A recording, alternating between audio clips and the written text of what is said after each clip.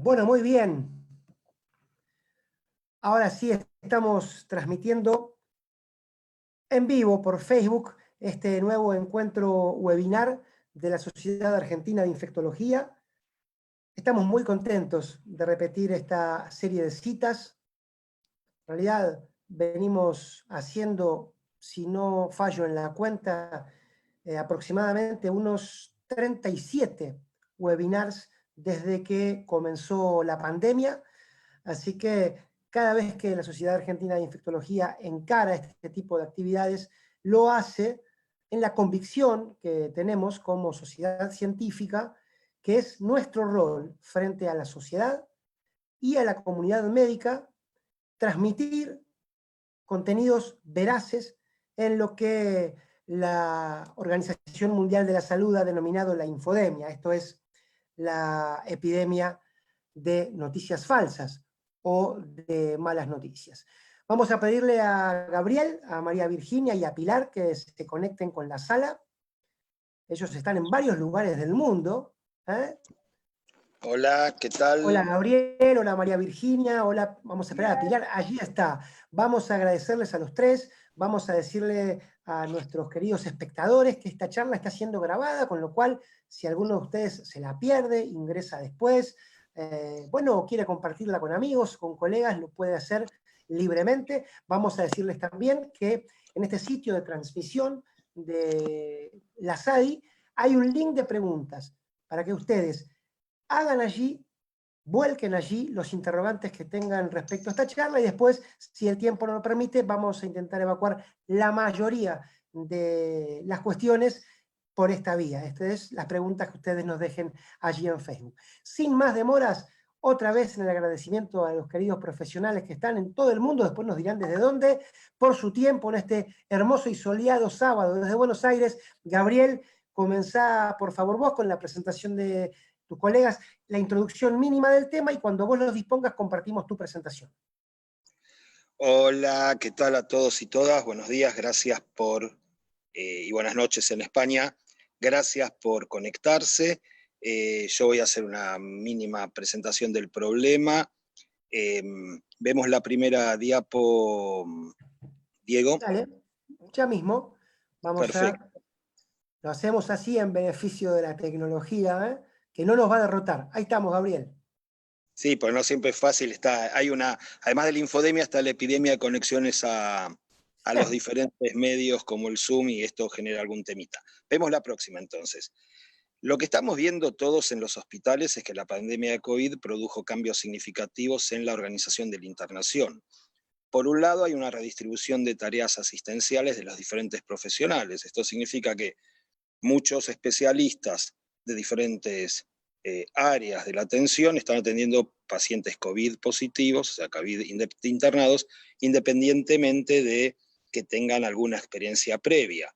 Estos pacientes muchas veces requieren antibióticos, como vamos a ver en un ratito. Por otro lado, tenemos, que es un tema bastante complicado, pacientes internados por otras causas, ese grupo de pacientes con patologías clínicas, quirúrgicas u otras infecciones, pero no vinculadas con la infección por COVID, que también son atendidos por diferentes profesionales, no necesariamente por los clínicos o los terapistas que habitualmente están a cargo de estos pacientes. Ese era un problema. A su vez, no solo los pacientes están siendo atendidos por otros médicos, sino que también hay una redistribución de pacientes internados en diferentes áreas del hospital. Muchas unidades de terapias intensivas, cuidados intensivos, están dedicados exclusivamente a atender pacientes con COVID, mientras que los otros pacientes críticos, postquirúrgicos, politraumas, sepsis, accidentes cerebrovasculares, sangrados, etc., son asistidos en otras unidades de emergencia, unidad coronaria u otras unidades que no son las de cuidados intensivos del paciente crítico habitual. También eso genera un cambio en la atención. Y por otra parte, los pacientes no COVID están distribuidos a lo largo del hospital y eso también genera dificultades en la atención y en el seguimiento en general y relacionado con el tema de la prescripción de antibióticos en particular. Esto entonces nos lleva a que seguramente estamos viendo, uno puede hablar por la experiencia que podemos tener nosotros en la ciudad de Buenos Aires, o lo que sé de los hospitales que estuvimos colaborando en los diferentes países de América Latina para la organización de los PROAS, algunos seguramente están aquí presentes, que uno está viendo diferentes cosas que nos van a aclarar nuestras compañeras luego. Por ejemplo, hay complicaciones bacterianas vinculadas con la infección por COVID, tanto en la comunidad como adquiridas en el hospital, asociadas al cuidado de la salud, que van generando una diferente necesidad de cambio de los patrones prescriptivos, y a su vez los mismos pacientes COVID que empiezan con el tratamiento antibiótico empírico, ceftriaxona, claritromicina, muchas veces siguen de largo también, incluso con claritromicina, con lo que uno trata de disuadir el uso de macrólidos cuando ya tenemos confirmado el diagnóstico. Este cambio de los patrones nos da unos escenarios diferentes posibles, tanto en el tema del volumen del consumo como en la calidad del consumo. Por un lado, hay un escenario 1 que sea el aumento del volumen de consumo por alguna de las razones que hablamos. Hay un escenario que no es tan ridículo de pensar y que lo estamos viendo en algunos hospitales, que en general haya una disminución del consumo de antibióticos, porque como la mayoría de los hospitales tienen pacientes COVID internados no complicados, estos requieren menos antibióticos que los que habitualmente se requiere en el manejo de un hospital de agudos, tanto en salas generales como en las unidades de cuidados intensivos.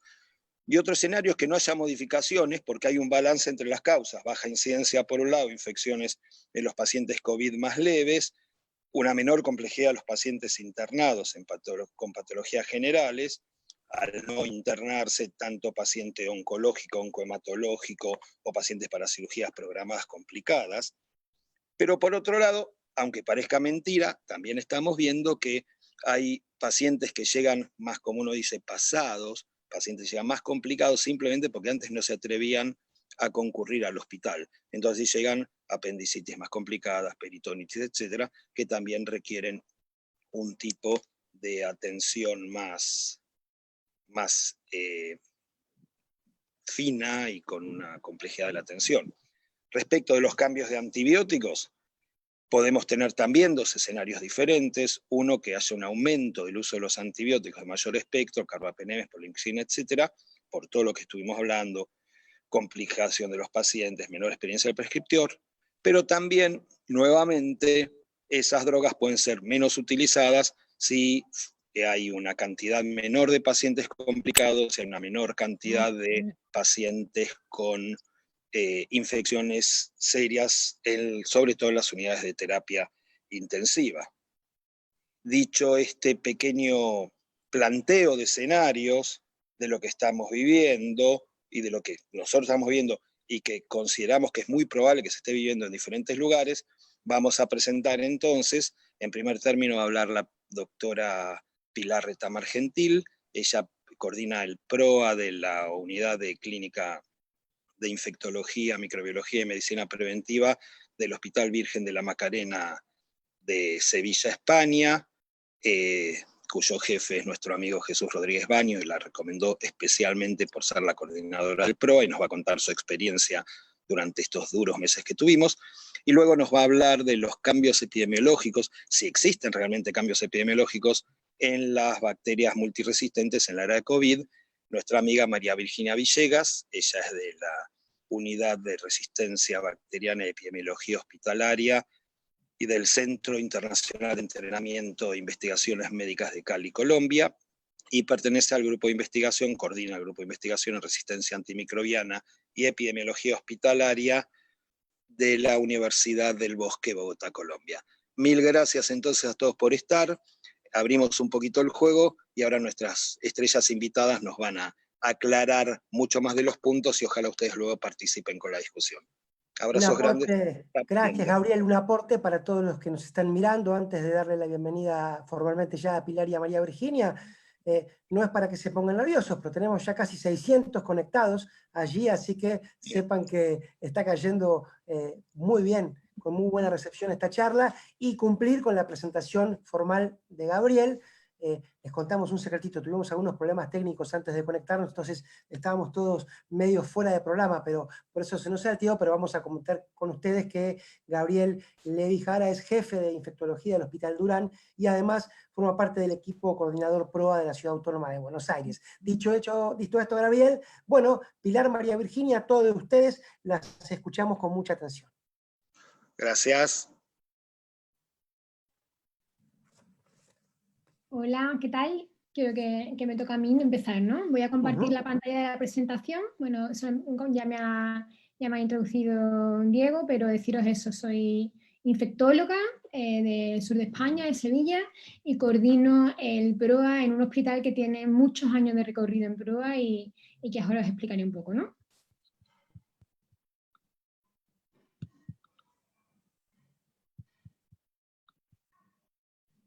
Bueno, pues aquí tenéis mi presentación.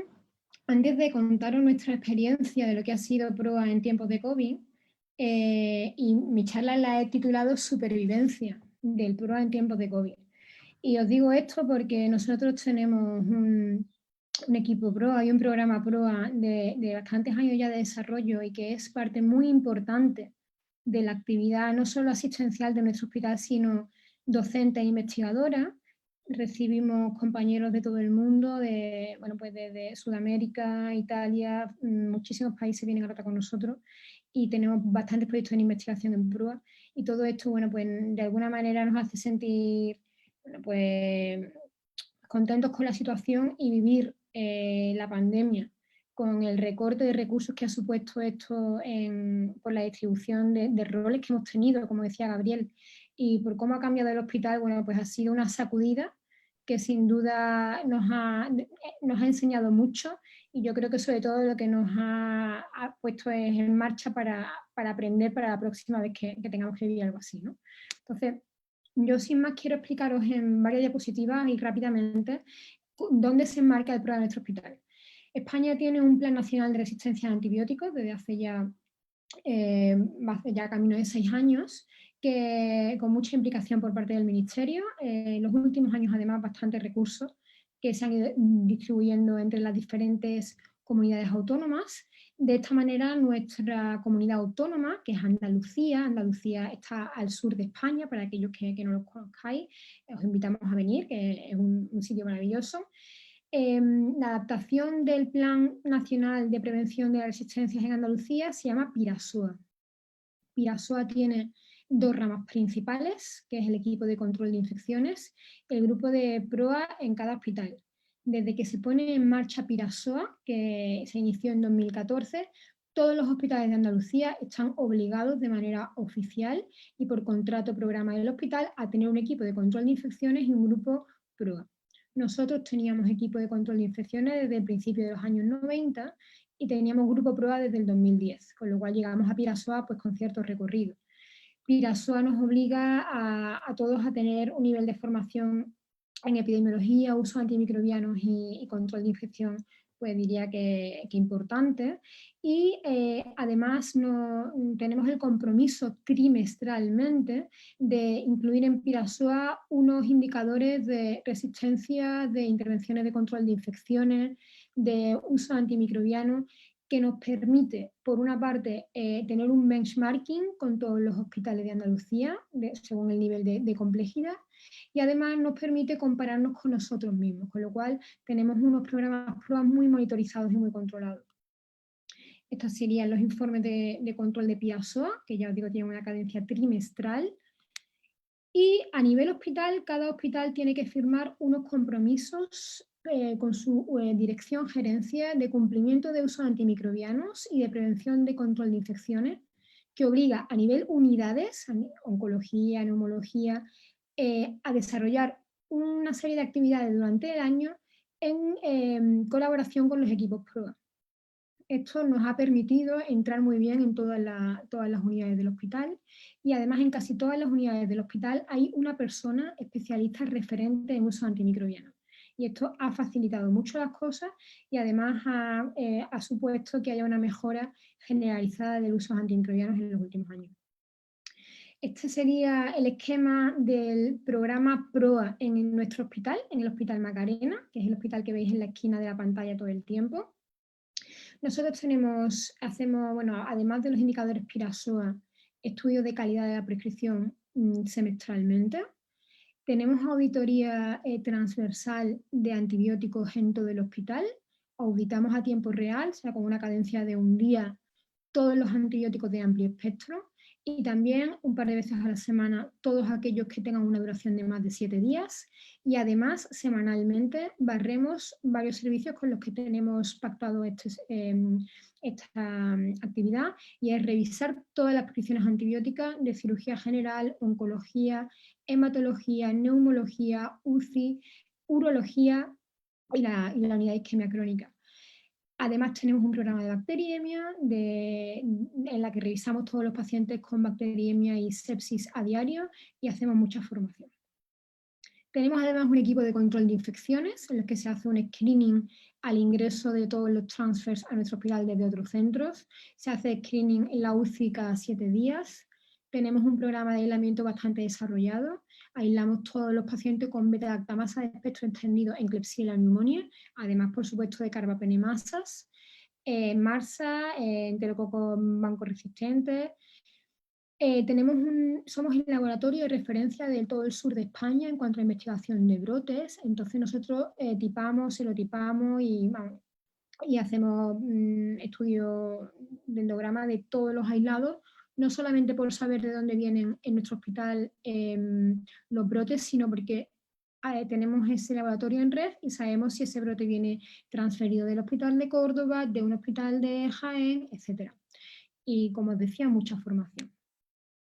Esta es nuestra guía, que está online, es una guía absolutamente dinámica, se actualiza cada vez que entendemos que hay una evidencia que lo merece. Estas son las actividades, de nuevo, que os he ido comentando para que entendáis cómo el grupo PROA participa en todos los momentos del proceso prescriptor de un antibiótico. O sea, al principio, a través del tratamiento empírico en la guía de antibioterapia, las recomendaciones, el programa de detección de sepsis, el programa bacteriemia. Luego desescalamos todos los pacientes con resultados microbiológicos de alto impacto, o sea, todo el líquido cefalorraquídeo, hemocultivo y en cirugía todos los resultados de cultivos de líquido acítico, pus, bilis, etc.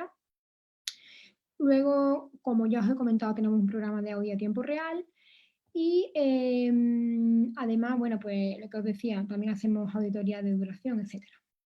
Todo esto que os estoy contando, que estaréis pensando, bueno, ¿qué tiene esto que ver con el COVID? Bueno, lo que os he introducido en nuestro programa, ¿vale? Bueno, estos son fotos de las reuniones diarias de bacteriemia, que tenemos tanto con los compañeros de micro como los de UCI. Estas son las reuniones diarias con farmacia, en las que ellos nos presentan los antibióticos a auditar y nosotros luego vamos a las plantas de hospitalización a discutirlos con los compañeros.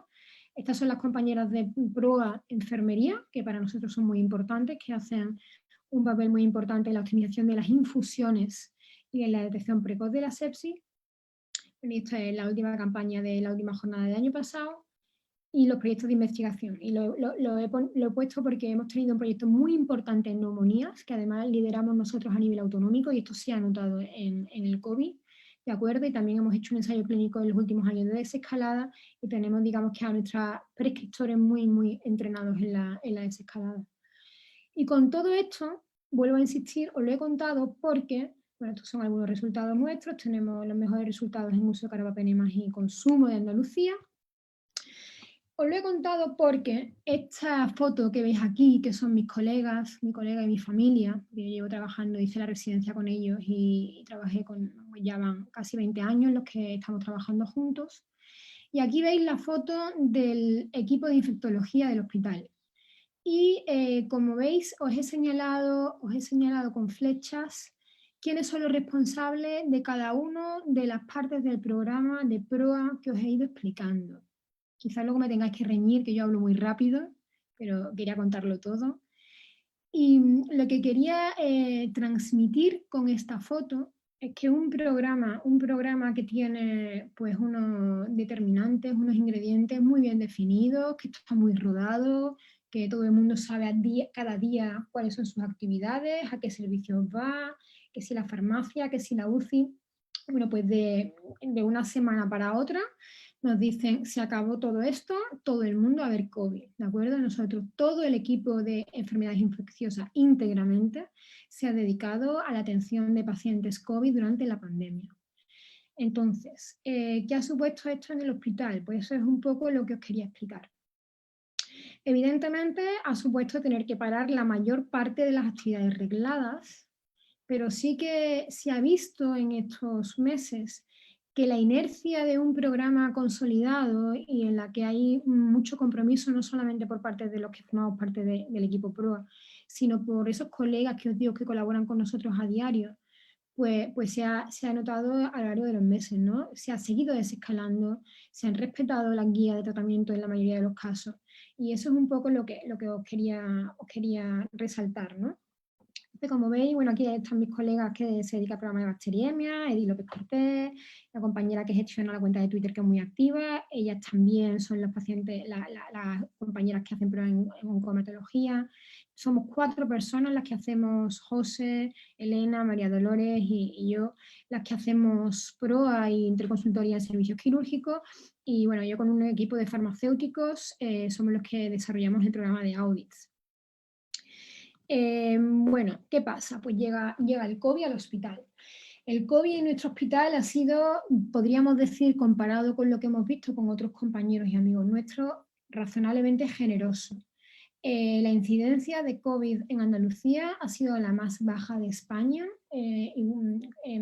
también ha sido así en las Islas Canarias, y esto ha implicado que no hemos tenido saturación del sistema sanitario en ningún momento. Evidentemente, las primeras semanas fueron un poco de descoordinación, de aprender rápido a hacer las cosas, ¿no? Hasta que se organizó todo el hospital. Nosotros desde prácticamente la primera semana de marzo, nosotros tuvimos el primer caso la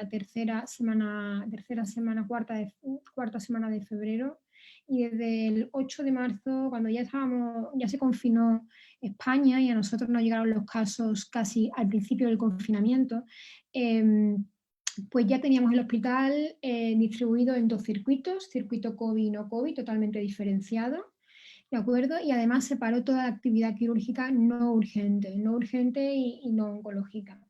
Eso supuso que teníamos el hospital muy vacío, como estaba comentando Gaby, cambió mucho el hospital, muchos compañeros nuestros médicos dejaron de venir. En principio, todos los pacientes COVID los llevábamos los infectólogos. En una segunda fase se incluyeron compañeros de medicina interna y neumología. Y en una tercera fase abrimos, cuando llegamos a tener un pico de 112 pacientes al mismo tiempo ingresados, pues abrimos el grupo endocrinos, oncólogos, anestesistas, digestólogos, algunos compañeros más clínicos se unieron al grupo de voluntarios. En cualquier caso, la ratio médico-paciente COVID no ha sido más de 1,7, en el peor de los días 1,10, y la máxima ocupación en UCI ha sido de 18 pacientes a la vez. La mortalidad global en nuestro hospital ha sido del 16% y la mortalidad en UCI ha sido del 37%. ¿Esto qué implica? Estos números pues, son mucho mejores que otros hospitales de España y desde luego mucho mejores que los de Madrid o Barcelona, y ha permitido que nos fuéramos organizando razonablemente bien a medida que avanzaba en la semana. ¿Qué nos enfrentábamos? ¿Qué riesgos se nos enfrentan en esta situación para las giras y las pruebas? Como ya os decía, la actividad PROA arreglada se separó del programa de audit, se separó del programa de bacteriemia, se nos informaban por teléfono y bueno, pues surgen una serie de complicaciones, ¿no? Pues podrían haber surgido el uso indiscriminado de antibióticos de amplio espectro no sujeto a auditoría, porque como ya os digo, paramos el programa de auditoría. Lo mismo podría haber ocurrido con las duraciones, ¿de acuerdo? En urgencia los compañeros podrían haber puesto antibióticos a todo el que veían con infección respiratoria en un afán de, bueno, pues de hacer las cosas lo más seguro posible. Y sí que tenemos que hacer la percepción de que eso ha pasado en primaria, ¿no? Los centros de salud en España han estado cerrados a cal y canto y muchas veces un paciente llamaba por fiebre y o se dirigía al hospital por sospecha de COVID o telefónicamente se le prescribían antibióticos. ¿Qué problemas hemos visto en cuanto a IRAs? Pues a IRA nos preocupaba mucho la circulación, el uso que se hacía de EPIs fuera y dentro de la zona COVID, la circulación indebida con guantes, yo creo que ha sido uno de los principales problemas en el hospital. En España, en concreto en nuestro hospital, ha habido mucho desabastecimiento de solución hidroalcohólica. Además, se ha robado mucho la solución hidroalcohólica. Nosotros fuimos el primer hospital de Andalucía en tener soluciones hidroalcohólicas, puntos de infusión de solución hidroalcohólica a pie de cama en todas las camas. Las tenemos desde hace ya muchos años. Y durante estos meses lo que pasaba es que se vaciaban los botes, aparecían todos los días vacíos.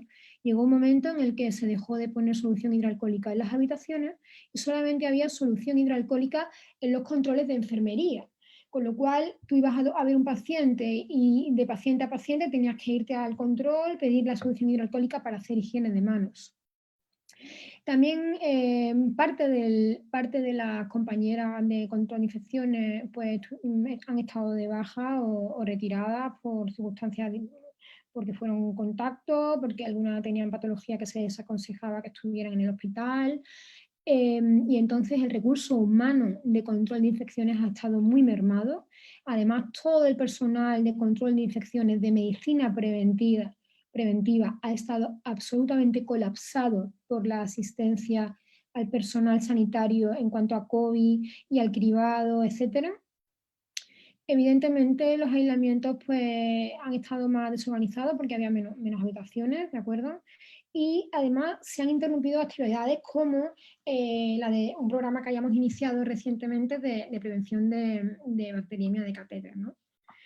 Bueno, pues con todo esto te enfrentas con qué se espera de un PROA en el COVID, ¿no? Este es un artículo que cayó, vamos, leí de casualidad hace una semana, me gustó y guardé para un momento como este. ¿Qué es lo que un PROA podía aportar? Porque PROA es antibiótico solo, pues probablemente PROA puede participar muchas veces en todo el proceso diagnóstico prescriptor, ¿no?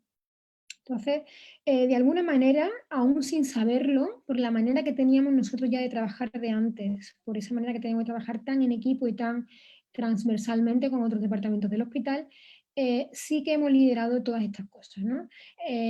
Como decía Gaby en la presentación, nosotros somos una unidad interdisciplinar, infectología, medicina preventiva y microbiología, con lo cual digamos que todo se ha cocinado en nuestra cocina en cuanto a COVID, ¿no?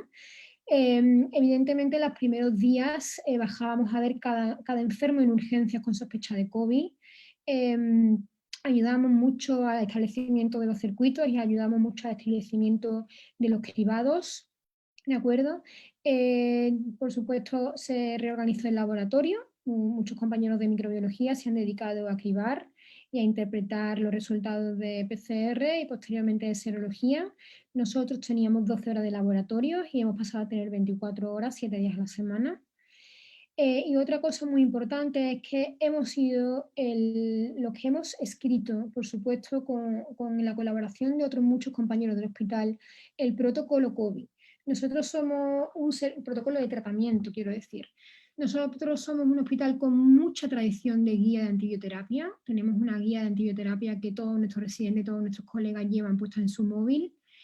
Cada vez que tenemos un curso o hacemos una auditoría, la referencia siempre la guía y les duele el oído a los compañeros de decir, mirad la guía, mirad la guía. Entonces, el crear un protocolo y hacerlo llegar no fue nada difícil. Y además, como tenemos escuela de adherencia y digamos de, bueno, pues cierto respeto, ¿no?, a lo que recomendamos, pues se ha seguido bastante esas recomendaciones que hicimos. En nuestra guía COVID, en ningún momento ha habido antimicrobianos. No se recomendaba antimicrobianos al principio. En ceftriaxona no se recomendaba, que sí lo he visto en otra guía de otros hospitales de inicio, antes de confirmar el diagnóstico, y no se diagnosticaba, no se recomendó nada más que muy al principio el uso de acitromicina. Hemos tenido revisión bibliográfica semanal y cada vez que hemos discutido entre nosotros las evidencias que iban surgiendo, y pues prácticamente 2 o 3 semanas después de iniciarse la pandemia retiramos la acitromicina y hace ya varias semanas que retiramos la hidroxicloroquina. Entonces, bueno, pues eso se ha visto evidentemente en el uso que hemos hecho de esos fármacos en el hospital.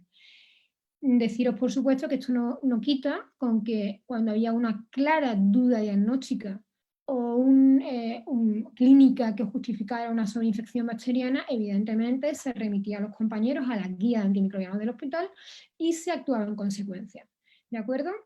Hemos tenido muy buen flujo con farmacia en cuanto a la petición de fármacos, hemos tenido de Remdesivir en UCI y también, bueno, pues cuando ha hecho falta también hemos usado anti-L1, anti-L6 y bueno, pues no hemos tenido esa oportunidad a tiempo real de medir la adherencia, pero como ya os explicaré ahora, se han ido discutiendo todos los pacientes y prácticamente todo el inicio de tratamiento de paciente COVID estaba cotejado por el equipo de enfermedades infecciosas.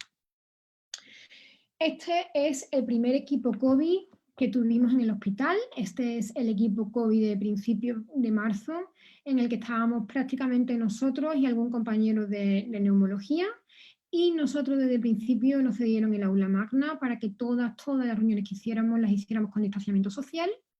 Hemos intentado respetar el distanciamiento social durante toda la pandemia y la verdad es que podemos decir con orgullo que ningún compañero del equipo COVID se ha contagiado ni hemos tenido ninguna baja, hemos tenido suerte desde luego.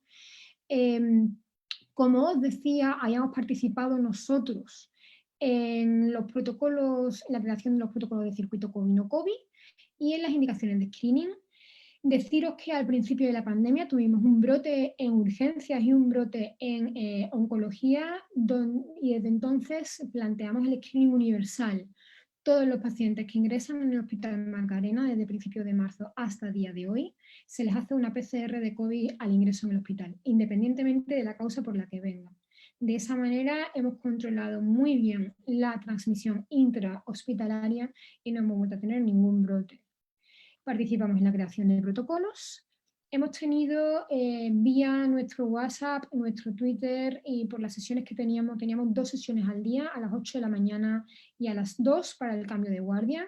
Eran de sesiones de media hora muy ágiles de media hora a 1 hora, cuando tuvimos más pacientes.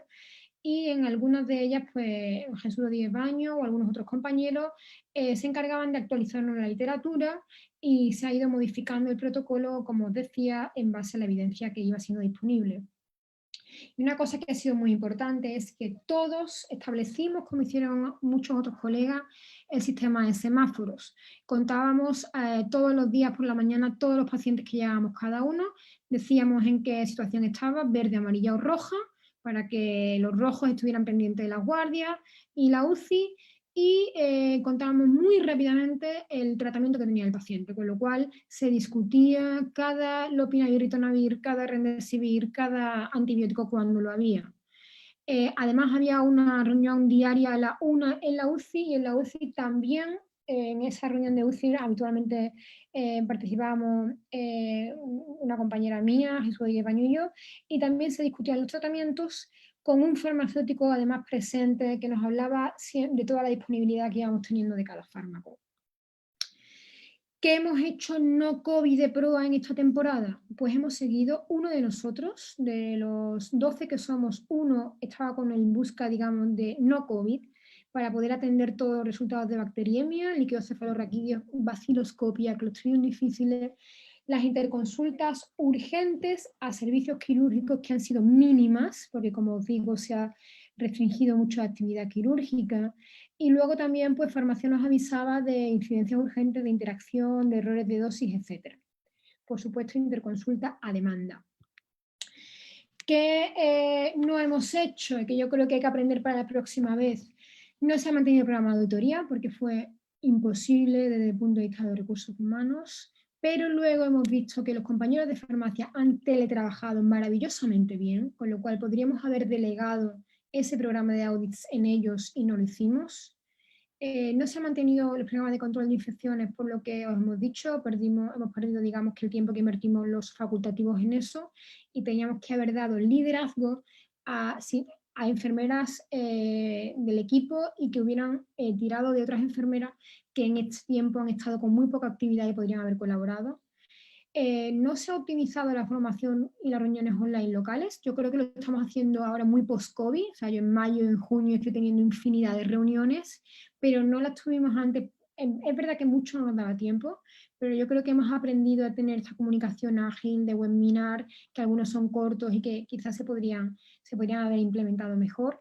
Y como ya os decía, los infectólogos teníamos que haber sido un poco más, haber echado un pie atrás y haber empoderado más a farmacia y a enfermería para el control de lo que nosotros no fuimos capaces de controlar. Nosotros somos, lo hemos sido hace muchos años, somos un oasis en el desierto. Nosotros no tenemos, todos los casos que tenemos de carbapenemasa son importados, no tenemos endemia de carbapenemasa en el hospital, no hemos tenido ningún caso de enterococo Vancouver jamás. La incidencia de MARSA es de 0,03 por mil ingresos en los últimos años, o sea, es prácticamente ínfima. El año pasado no tuvimos ningún caso, en el 2019 no, en el 2018 ningún caso de MARSA en el hospital, en la UCI, perdón, en la UCI, en el hospital sí varios. Y entonces, bueno, pues partimos de una situación epidemiológica pues maravillosa. Una Acinetobacter baumannii se erradicó en el 2010, hace mucho, incluso unos años antes, con el cambio de UCI, y hemos tenido casos muy, muy aislados. Como decía al principio, además somos el hospital de referencia, entonces nos llega una BIM, viene del hospital Juan Ramón Jiménez, una KPC, viene del hospital Reina Sofía, esta OXA 48, viene del hospital de Jerez. O sea, tenemos bastante investigados los casos que tenemos. Sí que hemos visto que el uso de EPI, bueno, pues ha sido muy descontrolado. O sea, aunque hemos intentado hacer un uso lo más restringido posible, pero sobre todo compañeros ajenos al equipo COVID han atendido pacientes con equipo de protección y han circulado con ellos, sobre todo con guantes, y yo creo que eso pues, ha podido favorecer la transmisión. Muchas no las hemos visto y las veremos en los próximos meses. Y hemos tenido un pequeño brote de Staphylococcus aureus, meticilin resistente y Acinetobacter multi-R, que hacía varios años que no teníamos un brote dentro del hospital. Como ya os decía, eran casos importados, ¿de acuerdo? Pero ya os digo que ha sido poco. En cuanto a consumo de antibióticos, yo os traía de referencia para que veáis cómo ha estado la cosa en una corte internacional, de ley SARIC, que está disponible online. Esta es una corte internacional que ha analizado 21.000 casos de pacientes con COVID, y cuando analizamos el tratamiento que han recibido estos 21.000 pacientes, el uso de antimicrobianos estaba presente en esta cohorte, que ya os digo, han participado muchísimos países, más del 80% de los pacientes con enfermedad por SARS-CoV-2. ¿De acuerdo? ¿Cómo ha estado esto en España? Bueno, en España agradezco a la REIPI, a la Red Española de Investigación en Patología Infecciosa, que me haya cedido los datos de la cohorte COVID-19 Spain, en la que hemos incluido 4.035 pacientes, 120 hospitales nacionales. En estos 120 pacientes, 3.236, 120 hospitales, 3.236 pacientes con COVID recibieron antimicrobianos, es decir, un 80% de la cohorte. Se parece bastante a lo que hemos visto en los datos internacionales. De ellos, el 37% habían recibido acitromicina y 71% había recibido un antibiótico diferente. ¿De acuerdo? Había muchos que habían recibido acitromicina y además otros antibióticos. Antifúngicos un 3%. ¿Qué ha pasado en nuestro hospital? En nuestro hospital, que estamos incluidos en esta cohorte, hemos tenido en total 287 pacientes y el uso de antibióticos, incluido acitromicina, ha sido del 33%. O sea, un 33% de pacientes han tenido algún antimicrobiano, comparado con el 80% a nivel nacional o internacional. De ellos, solo un 9% recibió acitromicina, porque como ya os digo, lo quitamos del protocolo pronto, y prácticamente un 2%, perdonadme porque hay una frase aquí que se ha colado de la previa, solo un 2% recibió antifúngicos. Le he pedido a los compañeros de farmacia, no se ve bien, le he pedido a los compañeros de farmacia que me sacaran la DDD por 1000 estancias de los meses de marzo, abril, mayo de 2020 comparado con 2019. Yo sospechaba que, en base a lo que os he dicho antes, el uso de antimicrobianos había sido muy bajo. Hemos discutido paciente por paciente y la mayoría, como os digo, el 70 y pico % de los pacientes que hemos llevado no han tenido antibióticos, porque si llegaban con antibiótico de la puerta de urgencia, con una procalcitonina normal y una confirmación de COVID, que nosotros por PCR en 6-7 horas teníamos el diagnóstico establecido, se le retiraba la antibioterapia. Con lo cual, a las 24-48 horas en el hospital, los pacientes COVID, si tenían antibióticos, es porque tenían una muy alta sospecha de infección bacteriana.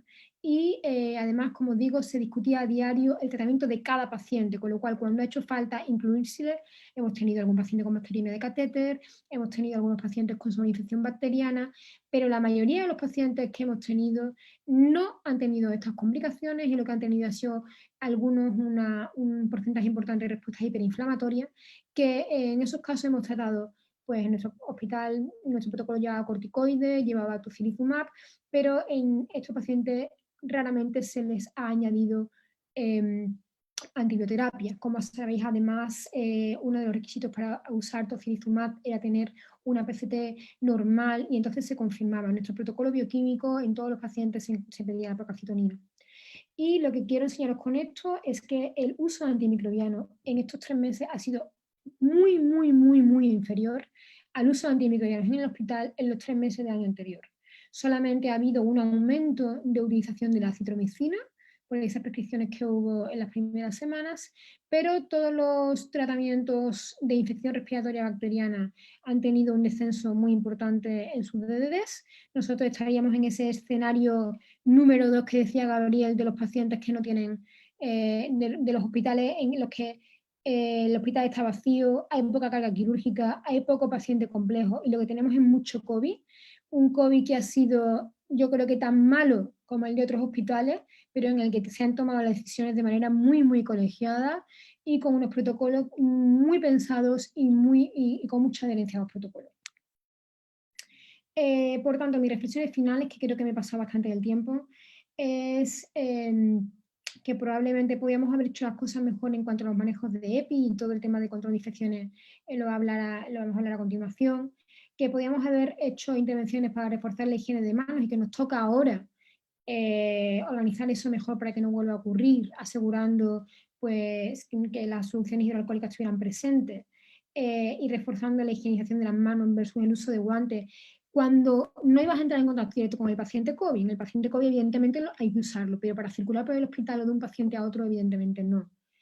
Hay que intervenir, y eso para nosotros ha sido muy importante en todo el desarrollo de protocolos, intentando que la evidencia fuera la ley. Hemos vivido una situación de muy falta de ciencia y hemos tenido que tomar decisiones, bueno, pues a veces muy basadas en opiniones, ¿no?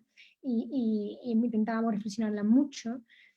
Ha sido muy importante que este grupo de asistencia COVID fuera interdisciplinar. Había siempre personas de preventiva, microbiología y muchos compañeros de clínica no infectológica, pero que trabajaban codo a codo con nosotros. Y hay que empoderar a otros perfiles no infectológicos para que desarrollen aquellos que han tenido menos carga de trabajo, para que nos sustituyan en las tareas de prueba y control de infecciones a las que no lleguemos. Pensando en concreto, bueno, pues en farmacéuticos, en enfermeros y en otros compañeros clínicos que no han tenido tanta carga asistencial. Mis 2 mensajes principales es, por favor, lo peor que ha pasado en mi hospital es el tema de los guantes, y que tener protocolos claros y hacer una asistencia compartida y colegiada en nuestro hospital ha sido clave para un mejor uso de los fármacos y, como os digo, bueno, pues para llevar esta pandemia lo mejor que hemos podido y lo mejor posible.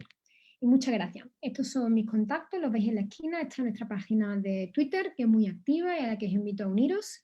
Y muchísimas gracias por vuestra atención. Bueno, muchísimas gracias, Pilar, hermosa la presentación. Estamos recibiendo muy lindos comentarios y algunas preguntas por el Facebook. Yo estoy así con las dos cosas, tratando de aportar con la tecnología, de comprender algunas cositas. Ahora vamos a pasar a presentar a María Virginia Villegas, que ya la hemos presentado. Le toca a María Virginia hablar. Y luego ojalá tengamos un ratito seguramente de preguntas y reflexiones entre nosotros. Así que Pilar, genial, y en un ratito esperemos escucharte con alguna de las preguntas que esperemos que lleguen. Entonces, María Virginia, ya está, ahí va, ¿todo bien, Diego? Genial, bueno, mil gracias. Perfecto, todo en orden, arrancamos. Buenísimo, dale, gracias. Bueno, muchas buenas tardes a todos. de verdad que es un gusto estar en este simposio que se organizó por Gabriel, siempre tan inquieto en el tema de PROA. Este es un tema muy difícil, pero traté de encontrar la mejor información que se tenía. Y la pregunta que nos quisimos hacer es si existe un cambio en la epidemiología de bacterias multidrogo resistentes en tiempos de COVID. Bueno, yo trabajo realmente con la Universidad del Bosque, soy la jefe del área científica de investigación de resistencia bacteriana a infecciones nosocomiales y soy asesora de varios comités de infecciones en Colombia y soy la presidente del PROA en la Asociación Panamericana de Infectología y la Asociación Colombiana de Infectología. Entonces, ahí. ¿Y por qué no pasa? Déjame ver un momentico que no me pasa. Hacia aquí, me va a tocar pasar así. Bueno, estos son mis disclosures.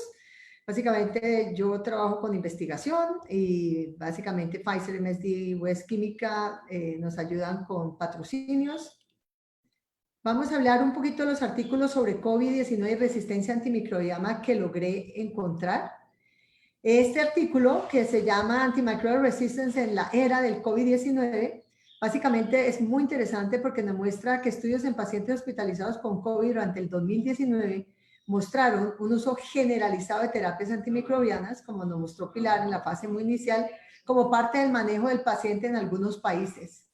Las prácticas, por supuesto, difieren en el mundo de país en país, pero, por ejemplo, en un análisis retrospectivo de cohortes de 191 pacientes en 2 hospitales en Wuhan, China, esta persona, reportó que 95% de los pacientes fueron tratados con antibióticos y el 21% fueron tratados con antivirales. Eso fue muy en la fase inicial, que demuestra el desespero del consumo de antimicrobianos en ese momento. Y luego una serie de casos retrospectivos de 393 pacientes en Nueva York reveló que solo el 5.6 de estos pacientes habían tenido en algún momento bacteremia. Entonces miren la desproporción. En una carta reciente de Cox y colaboradores, destacaron la necesidad de monitorear prospectivamente las coinfecciones en pacientes con COVID-19 para entender si la coinfección afecta la progresión de la enfermedad y para permitir la administración de antimicrobianos adecuadamente. Esperemos saber cuáles van a ser esos resultados. Realmente, ¿qué pasa con la enfermedad? Ese es otro artículo sobre infecciones y el desarrollo, pues básicamente, y el uso de antibióticos. ¿Qué podemos esperar? En este artículo de Cornelius, básicamente, habla de que la enfermedad por coronavirus surgió en un momento de gran preocupación por la resistencia a los antimicrobianos. Yo creo que estábamos en el momento que todos estábamos trabajando muy fuerte en antibióticos, en PROAs, en resistencia a antimicrobianos, tratando de monitorizar y de publicar. Y desafortunadamente, frente al COVID, ningún estudio evaluó específicamente las sobreinfecciones o la resistencia antimicrobiana asociada al COVID. Esperamos que muy pronto tengamos esto. Pero sobre la base de datos limitados de series de casos, es razonable anticipar que una minoría de pacientes graves con COVID van a desarrollar sobreinfecciones y serán más comúnmente neumonías secundarias a bacterias nosocomiales y probablemente aspergillus si están inmunosuprimidos. Y eso es por la larga estancia que estos pacientes pueden tener en las unidades de cuidado intensivo. Es probable que los patrones de microbiología y resistencia antimicrobiana reflejen la ecología institucional. Y este es el tema que voy a hacer en la segunda parte de la charla, porque yo quedé convencida que hasta ahora, de la poca evidencia que hay, es que los pacientes se están infectando de las bacterias que están a nivel hospitalario, de la epidemiología institucional. Pero también es probable que el uso de antimicrobianos de amplio espectro se generalice entre los pacientes hospitalizados, tanto en la terapia dirigida como en la empírica. Una de las cosas que he notado más es que a los médicos les da miedo suspender la terapia, aunque tengan ya un PCR positivo para COVID. Los PROA tendrán un papel crucial en la limitación del uso innecesario de antimicrobianos y, por supuesto, el impacto que tenga sobre la resistencia antimicrobiana. Aquí hay básicamente 3 diapositivas de cómo el COVID está acelerando el reto, ¿sí? O la amenaza de resistencia antimicrobianas. Y son varios comentarios de varios autores, ¿sí? Y dice, desde la aparición del COVID, los datos recopilados han demostrado un aumento en el uso de antibióticos. Eso es, y sobre todo en la parte inicial de la pandemia, a pesar de que la mayoría de las enfermedades iniciales han sido de infecciones viral por COVID-19. Esto lo dice Dan Siebert, que básicamente trabaja en la parte del CDC. Dice, el aumento de la exposición a los entornos hospitalarios y los procedimientos invasivos, junto con un uso aumentado de los antibióticos, amplifican la oportunidad de que surjan y se propaguen patógenos resistentes.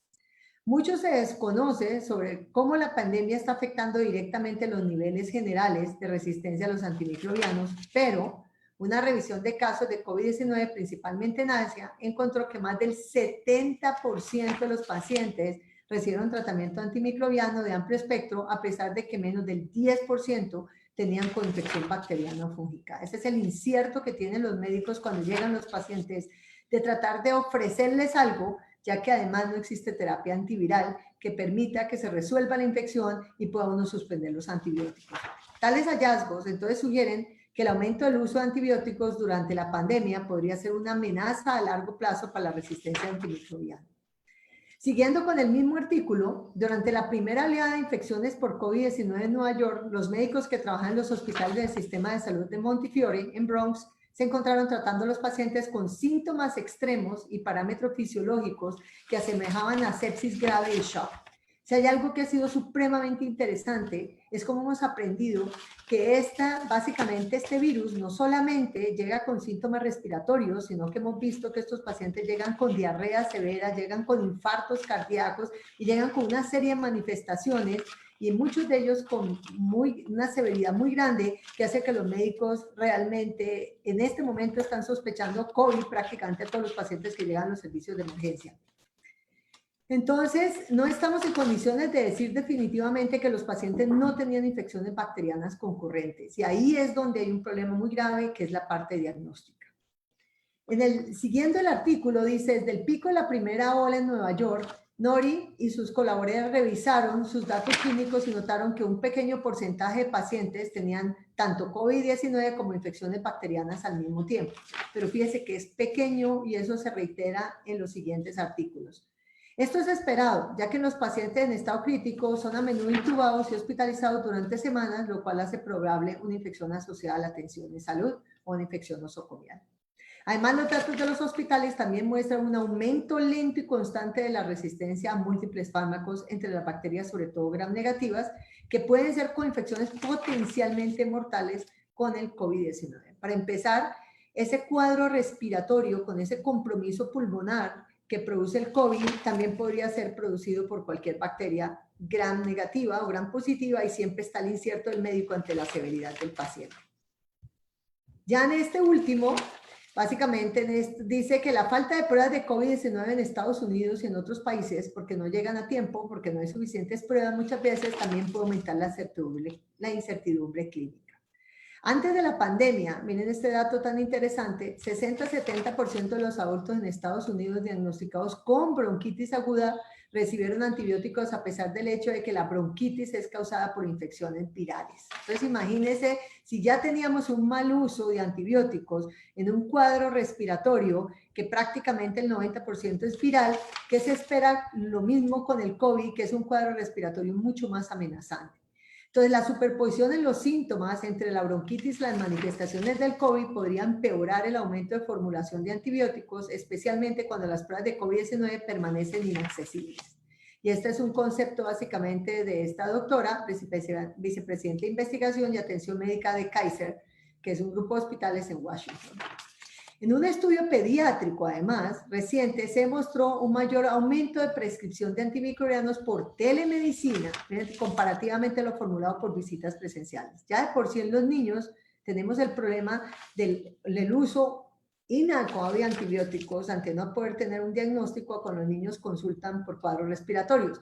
Hoy en día, debido a la pandemia y sobre todo en la fase inicial, ya estamos recuperando la consulta externa presencial, pero todavía se sigue reforzando el hecho de la telemedicina, y es muy interesante que haya una asociación entre telemedicina y mayor prescripción de antibióticos.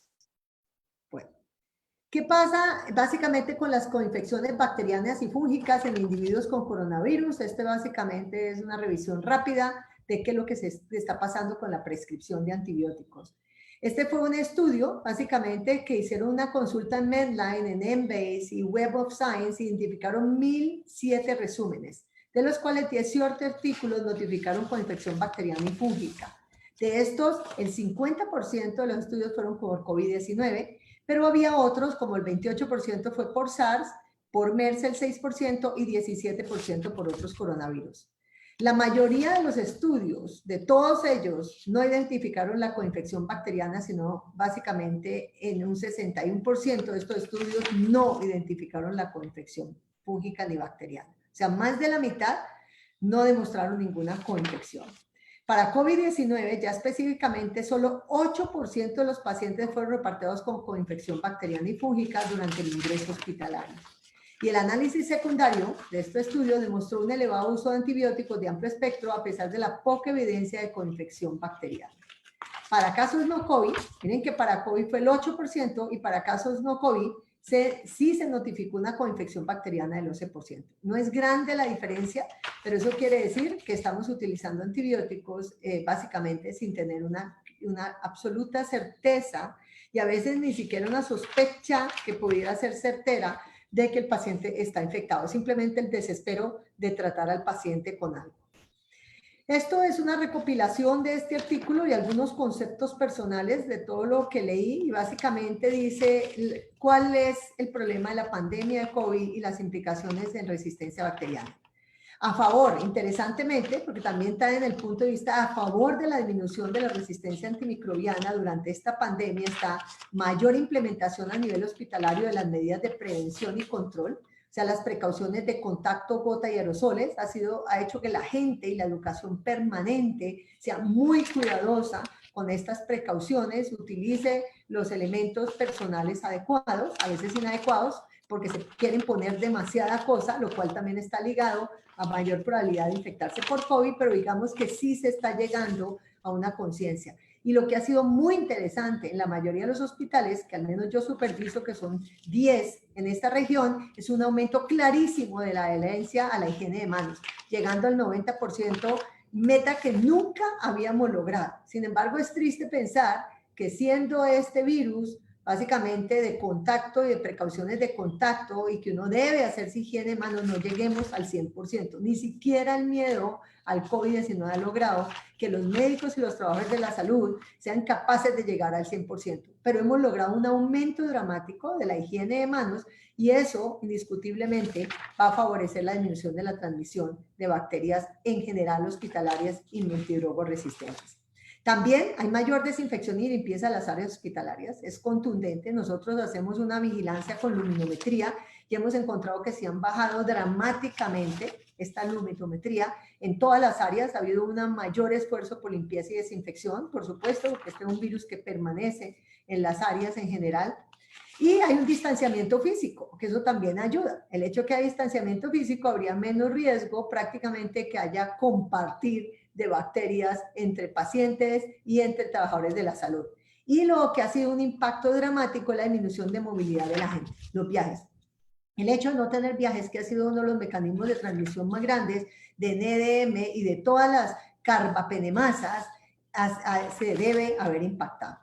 Entonces, esa es la parte positiva. Miremos la parte que probablemente sí va a favorecer un aumento de la resistencia antimicrobiana. Estancia en UCI, muchos de estos pacientes van a llegar a las unidades de cuidado intensivo, van a requerir ventilación mecánica, van a requerir catéteres venosos centrales, van a requerir otros dispositivos invasivos, lo cual hace más propenso que estos pacientes tengan infecciones asociadas a estos dispositivos. El uso de esteroides, que salió una publicación reciente, no es una dosis alta, pero estos pacientes, muchos van a recibir esteroides y probablemente drogas inmunosupresoras si logramos ver un impacto de estas drogas como tocilizumab. Aumento empírico del uso de antibióticos de amplio espectro es clarísimo por todo lo que explicó Pilar, por todo lo que nosotros estamos viendo, la ansiedad, el miedo, el no poder tener un diagnóstico preciso. Diagnóstico tardío, probablemente nuestras pruebas de PCR llegan generalmente 48 horas después, porque los toma la Secretaría de Salud y básicamente nos las informa.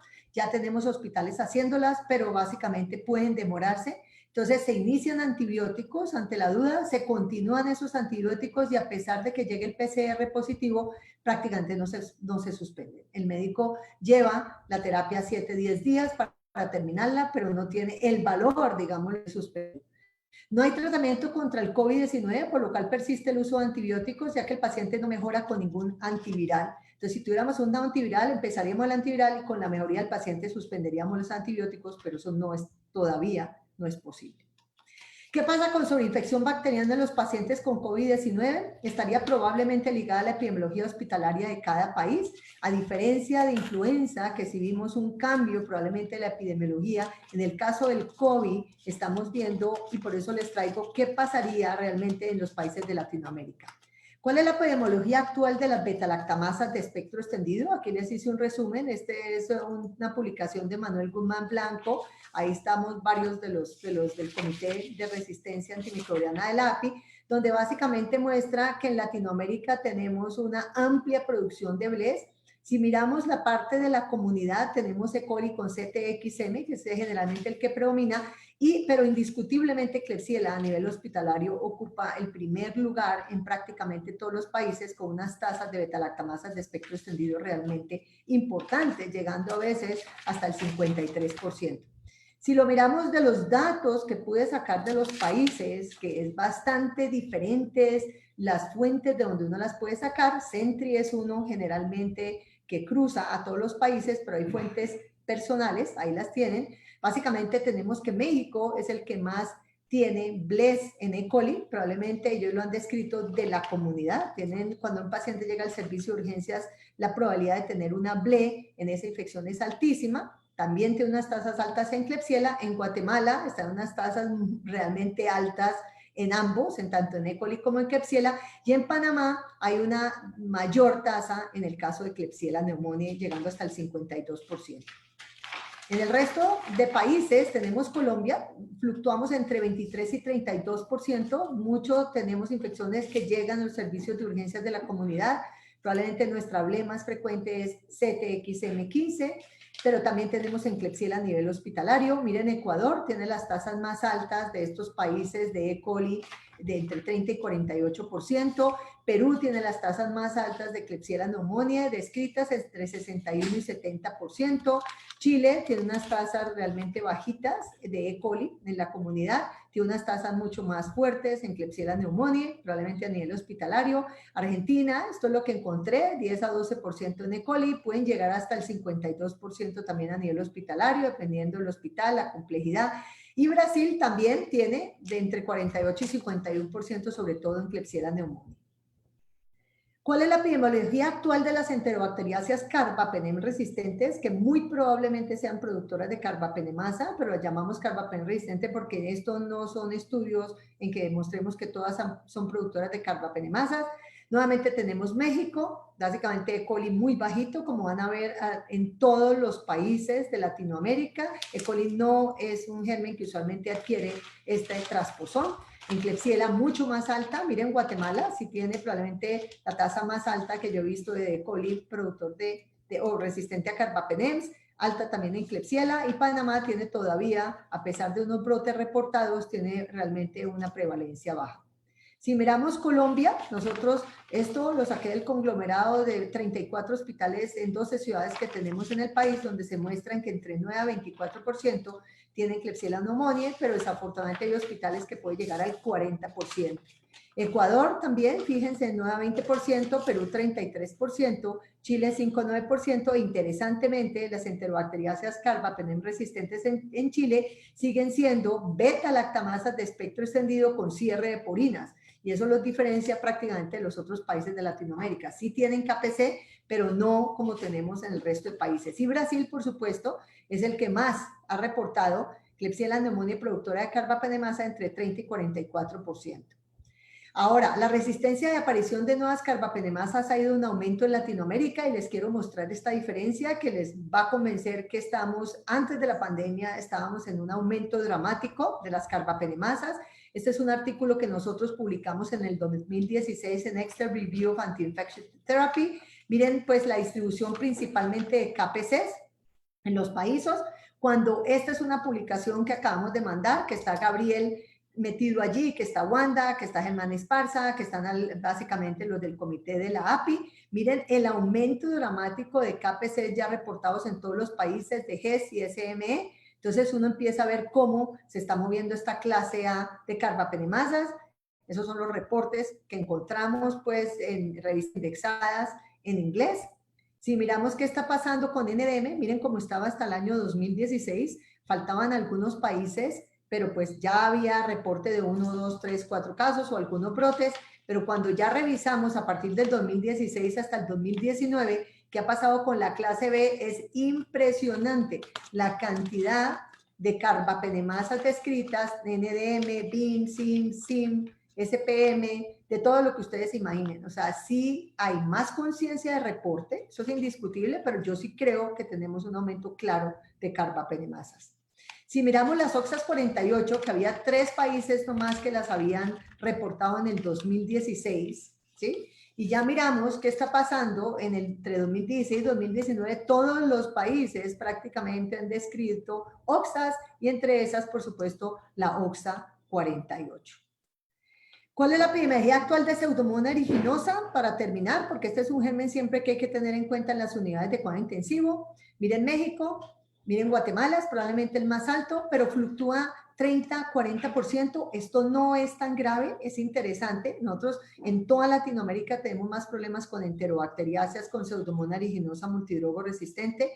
Como ustedes me han oído, si una pseudomona tiene un 30% de resistencia a carbapenems, probablemente es esperado 30% del cierre de porinas, cuando ya empieza uno a presionar por el uso indiscriminado de carbapenems para tratar enterobacteriáceas productoras de BLES o de carbapenemasas, que tienen todavía mix sensibles y los damos en terapia combinada, desafortunadamente, ya que deberíamos de estar utilizando ceftazidime y avibactam, lo que empezamos a ver es una progresión de la resistencia por presión selectiva de Pseudomonas aeruginosa.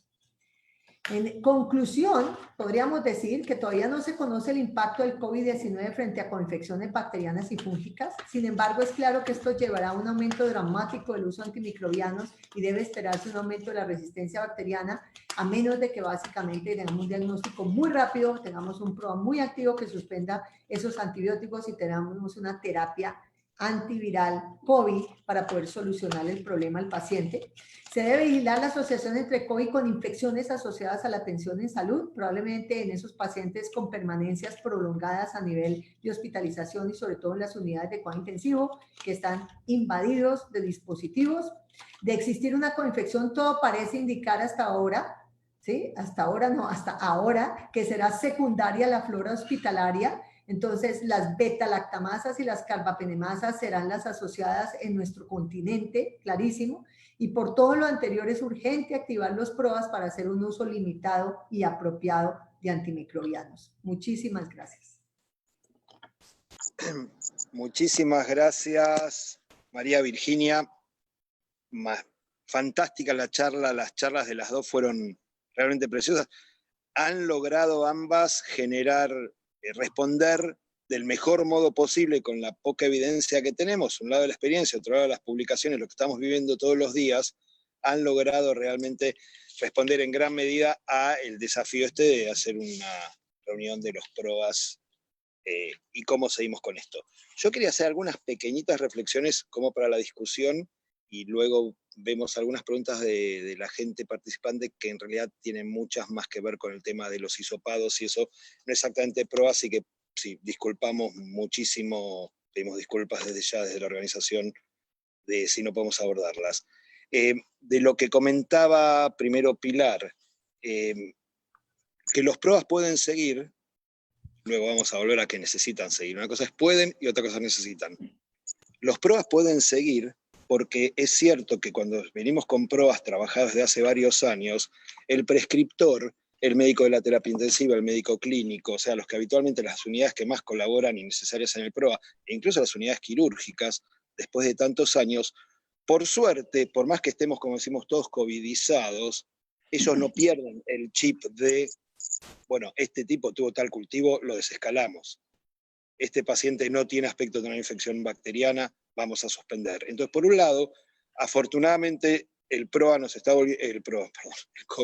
volviendo locos, pero no al punto que nos olvidemos todo lo que aprendimos durante estos años. En América Latina, esto es un tema, la diferencia de lo que contaba en alguna parte Pilar, en América Latina en general y en la Ciudad de Buenos Aires, lo que coordinamos en particular con los doctores Bassen y Escapelato, el programa, los PROAS son equipos muy, pero muy chiquititos. Entonces, la solución que fuimos encontrando nosotros, primero por un pedido del Ministerio, la gente específicamente destinada a PROA, que tenemos en 10 de los hospitales, de 10 de los 14, 15 hospitales de agudos, tenemos gente destinada especialmente. Esa gente primero tuvo que dedicarse a organizar la atención. La atención era esperar, prepararnos para la tormenta. Una vez que vino la tormenta y que las áreas fueron más o menos organizadas, nosotros, el infectólogo y la gente de PROA no atiende directamente al paciente, sino que hace las recorridas, y allí pudo empezar a retomar algunas de las actividades de PROA, para derivar en resultados que ojalá sean tan buenos como los que tuvo Pilar, con esa reducción impresionante en el hospital Pilar y Equipo, por supuesto, Virgen de la Macarena. Entonces, los PROA son posibles. Es cierto que los infectólogos en general y los PROA, los equipos PROA en particular, debemos en un principio encarar el tema de cómo organizamos, porque tenemos cierto expertise, no en epidemias, que no sabíamos absolutamente nada del coronavirus, pero al menos en el know-how y cómo organizar los recursos, para luego, una vez que están armados los tableros, poder trabajar un poquito más, que eso es lo que necesitamos. Respecto de lo que decía María Virginia, interesantísimo, que un poco se confirmaba lo que planteábamos de escenarios, ¿no? Por un lado puede haber menos infecciones, por otro lado puede haber más infecciones. Un tema complicado es el tema del personal que va cayendo. Por ahí estamos viendo algunas infecciones más en las terapias, simplemente porque no se higieniza tanto al paciente, por temor a estar mucho con el paciente. Eso es terrible. Temor a estar mucho con el paciente, pacientes ventilados, etcétera, etcétera, y eso hace que la higiene termina yendo en contra, y ahí van a aparecer todos los bichos monstruos de los que se hablaba María Virginia. Y para terminar con esto, a ver qué opinión tienen ustedes, si hay alguna opinión del público, último puntito, lo que decía María Virginia, el aumento de las BLE, o sea, la gran cantidad de BLE que tenemos en América Latina. De hecho, en el estudio que estamos todavía revisando para mandar a publicar, de 42 hospitales de 6 países de América Latina, un estudio de prevalencia puntual, un Prevalence Survey, apoyado y coordinado desde la Organización Panamericana de la Salud, meropenem suele ser entre la segunda y la tercera droga más utilizada en forma global. Y si uno mira los países, por ahí un poquitito menos Paraguay, un poco menos Cuba, más otros países, pero en realidad el tema de las BLE fuerzan tanto al uso de carbapenemes que, aunque haya PROAs, los carbapenemes se van a seguir utilizando si no reforzamos control de infecciones. Y el último puntito, ahora sí, la nueva publicación que coordina María Virginia, que les comentó sobre revisión de carbapenemas en América Latina, está mostrando que si no comenzamos con los PROA, querramos o no, estamos absolutamente fritos. Quisiera saber entonces qué opinión quieren agregar, alguna cosa, alguna discusión de esto entre nosotros, Pilar, yo mientras voy mirando Pilar y María Virginia. No, yo creo que podemos dejar preguntas. Solamente adicionaría, Gabriel, que nosotros sí, mucha gente se fue a trabajar con COVID. Nosotros tenemos un PROA pequeño, pero muy activo. Lo que pasa es que los hospitales se desocuparon por directriz del gobierno y nosotros, como ustedes, tuvimos un confinamiento severo. Mandaron mucha gente para la casa, se canceló la consulta externa, se cancelaron las cirugías, los hospitales se ocuparon para prepararse para la ola de COVID, y realmente en ese sentido lo hicieron muy bien. Si uno mira el número de muertos por 1 millón de habitantes, Argentina mejor, seguido por Colombia, y los países que no se confinaron desafortunadamente están pagando el no confinamiento muy duro. Ahora estamos empezando a abrir y estamos empezando a ver, por supuesto, por razones económicas, un aumento de pacientes con COVID, entonces se van a llenar los hospitales. Entonces, el PROA sigue funcionando y por supuesto decayó el consumo de antibióticos en pleno porque no había pacientes y pues las actividades se redujeron. Pero yo creo que eso se tiene que volver a reactivar porque es evidente que estos pacientes van a tener problemas en su hospitalización y van a tener un uso no adecuado muchas veces de antibióticos. Mil gracias, excelente. Pilar, ¿estás por allí? Porque yo, como estoy poco con celular y poco con la compu, no llego a verte. Estoy. Excelente. Comentarios, reflexiones, preguntas. Bueno, yo creo que María Virginia creo que nos ha dado a entender que el enfermo, me ha parecido muy interesante la conclusión de que el enfermo que se enferma por lo que ya había en el hospital, y probablemente en esta pandemia y en las que nos quedan por vivir, lo que hay es que no parar el trabajo que hacemos ahora. Quiero decir, yo creo que da incluso un poco de pudor contar los resultados de mi hospital, pero mi hospital es la consecuencia de un trabajo de largo recorrido. El que no tiene ese largo recorrido lo tendrá si lo mantiene, y de eso se trata, que a lo mejor uno ve resultados grandes ahora, pero las cosas tienen sus consecuencias a medio y largo plazo. Y si tú consigues tener controlada la flora de la epidemiología en tu hospital, en cualquier circunstancia aguda, se cobrará menos el tenerla. Y luego el tema que el uso antimicrobiano, hablábamos, la retirada de los antibióticos. Si tú tienes acostumbrado a tu prescriptor a que quita un antibiótico y no pasa nada, lo quita en el COVID y lo quitará en cualquier cosa. ¿Sabes? Que yo creo que el momento de trabajar fuerte es el momento de interpandemia. Dentro de la pandemia no da tiempo de hacer nada. O sea, yo he estado semanas sin prescribir ningún antibiótico, porque solo veía COVID. Y nosotros a los COVID no le pusimos antibióticos, entonces, salvo las excepciones, ¿no? Como decía María Virginia, un 10% de pacientes con infección nosocomial. Pero entonces yo creo que eso, que el trabajo es el de ahora y la gente pues que se ponga en marcha ahora que estamos mejor. No sabemos lo que va a pasar en noviembre, no sabemos qué pasará. Exacto, porque como decíamos un poco, la organización ya está, ya el fantasma, primero esperar fantasmas. El fantasma llegó, lo vimos, aprendimos en gran medida a convivir con él, pero tenemos que volver a organizar un poco las cosas para que esto no sea una destrucción de todo lo poco que nos queda de las drogas, de las moléculas, de los antibióticos o antimicrobianos utilizables. Una preguntita que hace acá interesante Giancarlo Pérez, que tiene que ver con la terapia. Pregunta si podemos utilizar algún punto de corte de procalcitonina para suspender el antibiótico en estos pacientes tan críticos que están en medio de la tormenta de citoquinas, parecen realmente estar absolutamente escépticos desde el punto de vista bacteriano, y uno dice, pero esto es todo COVID, tiene dímero D alto, ferritina alta, troponina alta, una linfopenia extrema, y sin embargo, ahí es donde cuesta un poquito más porque por la complicación que tiene el paciente, por el estado critiquísimo que tiene el paciente, pero por otro lado, porque le pedimos una procalcitonina y en nuestro caso, las procalcitoninas siguen dando muy altas. ¿Cuál es la experiencia que tienen ustedes con el uso de procalcitonina, Pilar, para la suspensión o no de antibióticos en los críticos? Bueno, nosotros hemos tenido mucho COVID con procalcitonina no alta. Muchos tenían, de hecho, lo que comentábamos, ¿no? Si habéis utilizado tocilizumab, era obligatorio tener una procalcitonina baja para que te permitieran, en nuestro caso la Agencia Española de Medicamentos, utilizarla. Y en nuestros pacientes críticos que lo hemos utilizado, pues también es verdad que hemos tenido pacientes críticos con neumonía de ventilación mecánica, que se trataba con mucho antibiótico, así que no es que no lo hayamos tratado. La historia es, yo creo que en ese paciente donde hay una gran incertidumbre porque está en shock séptico, creo que no tiene cabida la duda de usar un antibiótico o no. Pero el 80% de los pacientes que hemos tenido ingresados en nuestros hospitales no estaban en shock séptico. Y estamos viendo en las series que ha mostrado María Virginia, que el 80% tenían antibióticos. Había muchos pacientes no sépticos con antibióticos. O sea, yo creo, esto no es prueba en COVID, esto es prueba en todo. Cuando tú enseñas a la gente a retirar antibióticos, enseñas a retirarlo en el paciente que no está grave.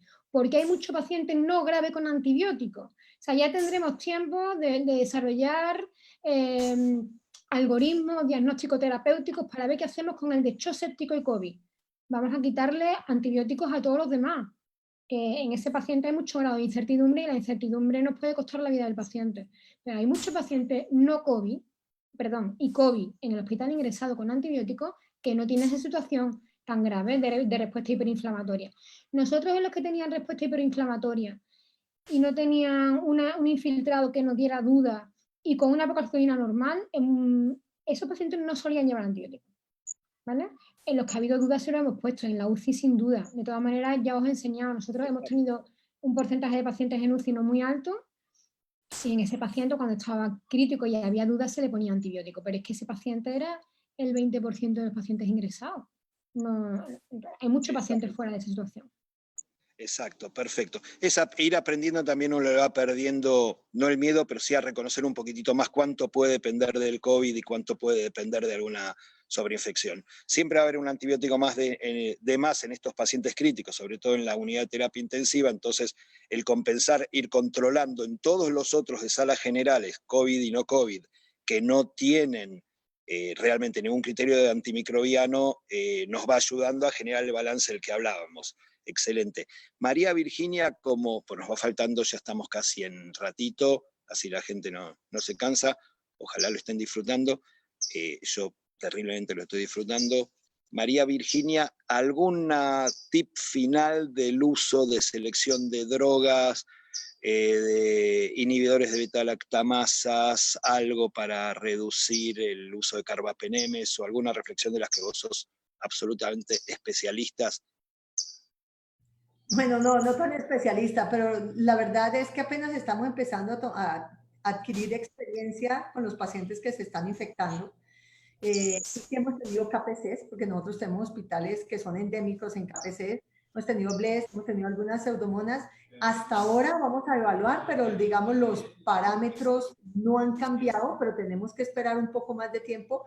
Estoy visitando el CUNET de estos 32 hospitales y ahorita vamos a tener un corte y lo vamos a comparar con el antes y el después, a ver si los perfiles han cambiado. Va a ser muy interesante, pero yo creo que eso es un tema que tenemos que estar muy atentos. Muy bien, excelente. Muchísimas gracias. Bueno, desde mi punto de vista, agradezco primero obviamente a la Sociedad Argentina de Infectología y al doctor Omar Sued, su presidente, por invitarnos y permitirnos organizar esta sesión. A ustedes dos, sin palabras, no solo lo que uno escuchó, lo que pudieron lograr realmente transmitir y resumir, y la experiencia, y ojalá podamos repetirlo acá un tiempito con otros temas también relacionados con pruebas y antimicrobianos, porque está muy bueno recordar que esto existe, como hemos dicho, y que no, vuelvo a decir, que la tormenta no nos pase tanto por arriba que ni siquiera podamos seguir con lo que tratábamos de hacer bien antes. Así que abrazos enormes a Pilar, que ya es de noche, ya de estar comiendo o por comer, respetuosa, pero con muchas ganas de comer, y de hecho pueden salir en España y están pasando mejor ahora en el tema del clima y la salida. Y a vos, por otro lado, María Virginia, como siempre, abrazotes y besos grandes. Les agradezco mucho y hasta la próxima. Muchas gracias a todos, ha sido muy interesante. Gracias a Diego también por todo esto, a Gabriel y a la sociedad. Muy amables. Muchas gracias. Un placer. Para el cierre, comentarles, Pilar y María, Gabriel ya lo sabe, que la Sociedad Argentina de Infectología tuvo y tiene un rol decisivo en el tema de los antimicrobianos. Tenemos una participación intensa y, como bien decía Gabriel, para nosotros por fuera de la pandemia, por fuera, por dentro y en el medio de la pandemia, el tema de los antimicrobianos es situación central para los infectólogos en Argentina, para nuestra sociedad, así que estamos trabajando también con eso. Al resto de los espectadores, muchas gracias por acompañarnos, será hasta el próximo encuentro. Buenas tardes, buenas noches a todos. Gracias. Hasta luego. Chao.